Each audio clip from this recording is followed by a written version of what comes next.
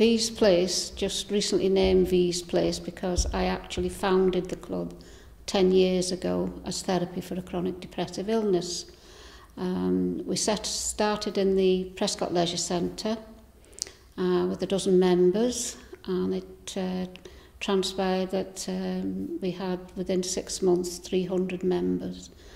We've had a lot of difficulties moving from premises to premises.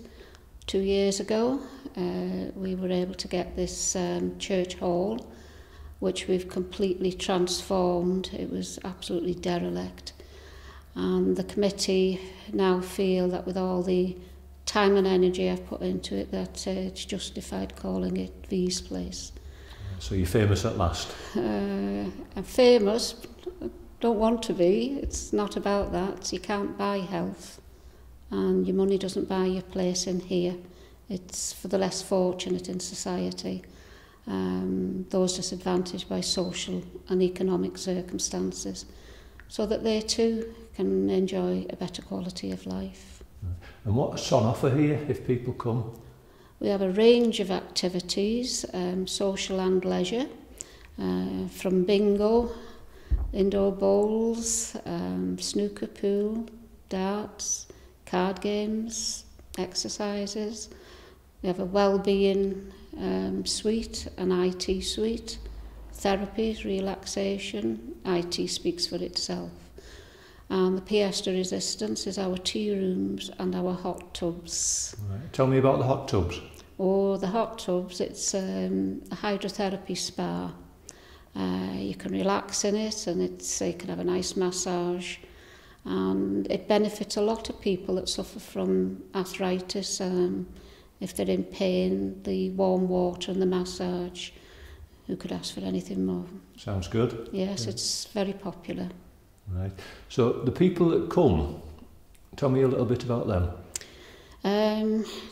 Recently we've taken on young people, so the age group now, rather than 50 plus, is 10 to 110, I guess. Our eldest member was 102.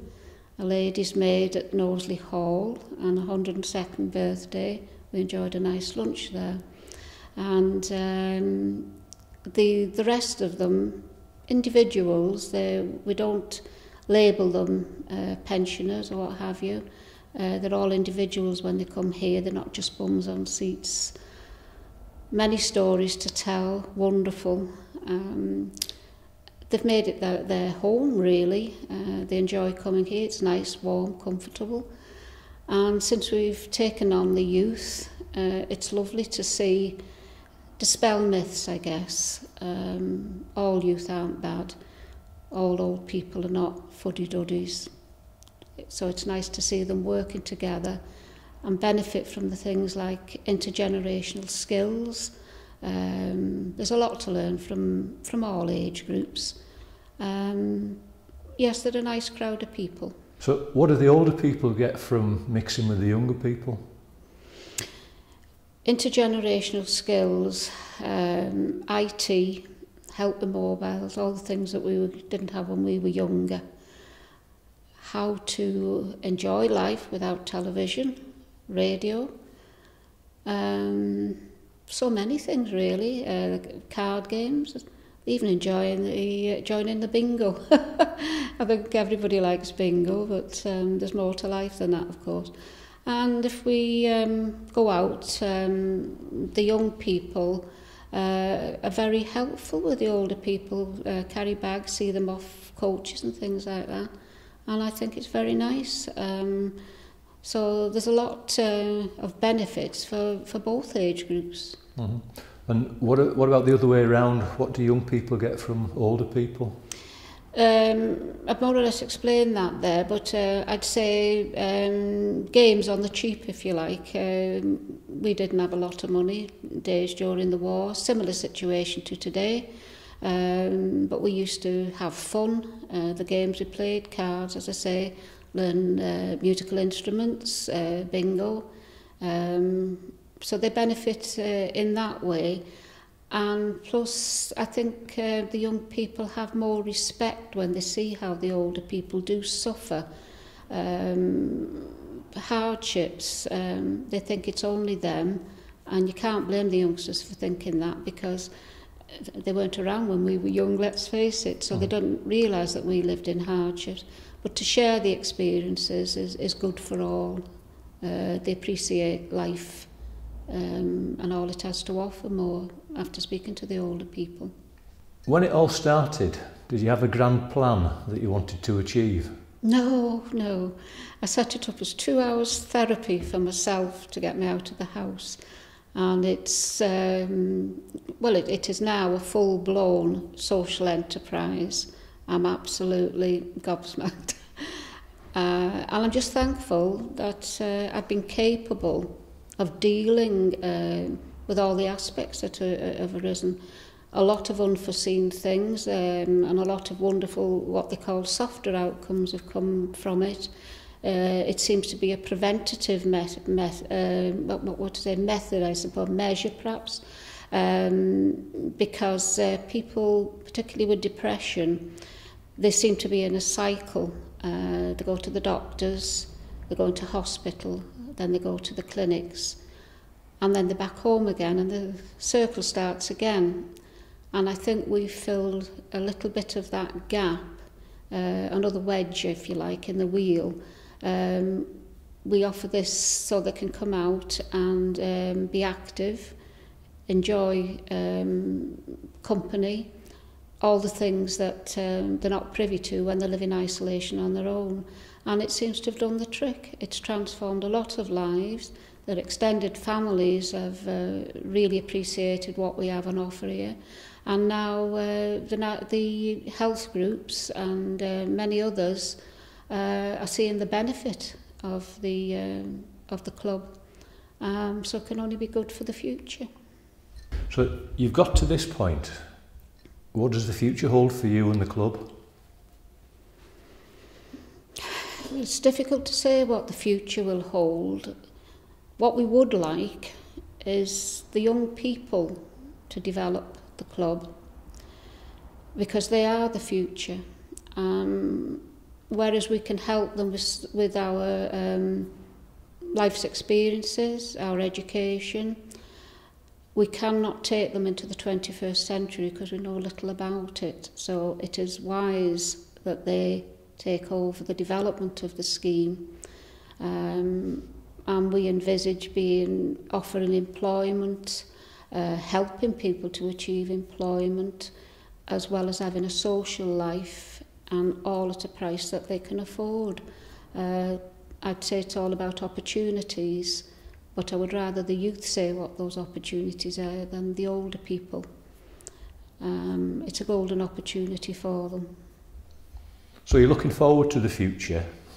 Very much so, especially with the interest of the health groups. As I say, we seem to be a preventative method which doesn't seem to have been looked into before, and it's very encouraging for us because we're getting more and more interest now, and from carers as well.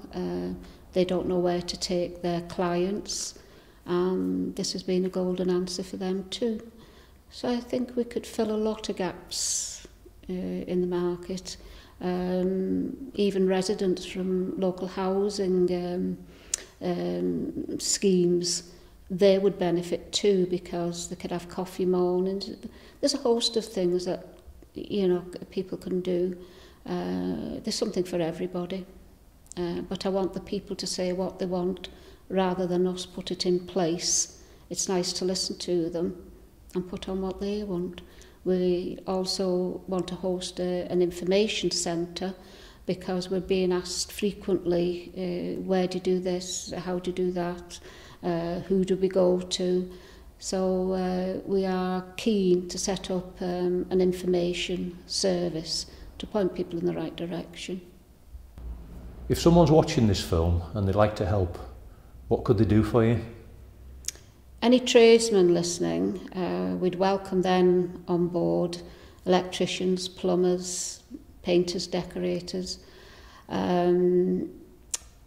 Funding, if there's anyone out there prepared to give donations. they will all be very gratefully received. Volunteers, we have a range of opportunities for volunteers. We can even, they can gain skills that might enhance their chances of employment. So yes, anything like that that's on offer out there, we'll be very, very grateful for. Who's helped you in the past? Lots of funding from the big lottery. Community Foundation for Merseyside has been outstanding, supportive in every way, and even helped guide me into filling applications. The local Rotaries, they've been outstanding too. Lots of trusts, lots of foundations, too many to mention, but it's the usual, Awards for All, BBC Children in Need, so many. Yes, we've done very well out. I think we've raised about £100,000 in the last 10 years, but it is becoming increasingly difficult. We've heard a lot about the club, but not exactly where it is. So if someone's interested in coming to Vees place, where will they find it? 5 minutes from Whiston Hospital. That's an ideal landmark.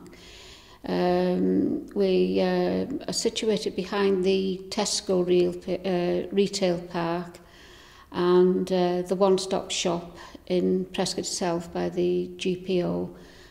Lots of buses from St.Helens, Huyton, 10s, 10As, and the railway station is about 5 minutes walk from here as well, so I think we're well situated. Okay. And the address? The address is 74 Kemble Street, Prescot. And the postcode? L34 5SH. You said earlier that starting the club was therapy for yourself. So can you tell us a little bit about why it started? I suffer from a chronic depressive illness. I've had it 40 years. And through going through the system, GPs, hospitals, day centres, I've had a lot of experience in, I guess, preventative measures. When I say preventative, it's because of the way I've learned to cope with the illness. I have given talks many times for the community mental health team, and it's transformed many lives since. I guess it's because I can empathise with people rather than sympathise.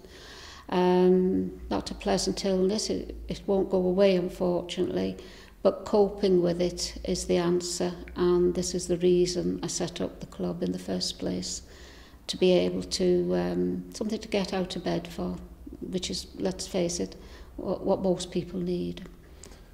One of the things about people with mental health needs is that stress doesn't help.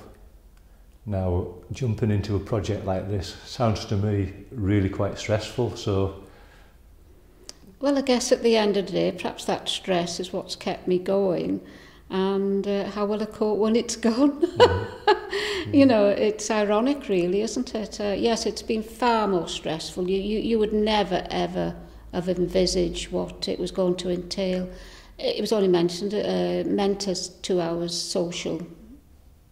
And as I say, I'm so thankful that I have been able to cope with everything that's turned up, and it's probably helped me with the illness so much that I've learned things, you know, and learned more about myself. I wouldn't be doing these things without the illness and without having to cope with the illness.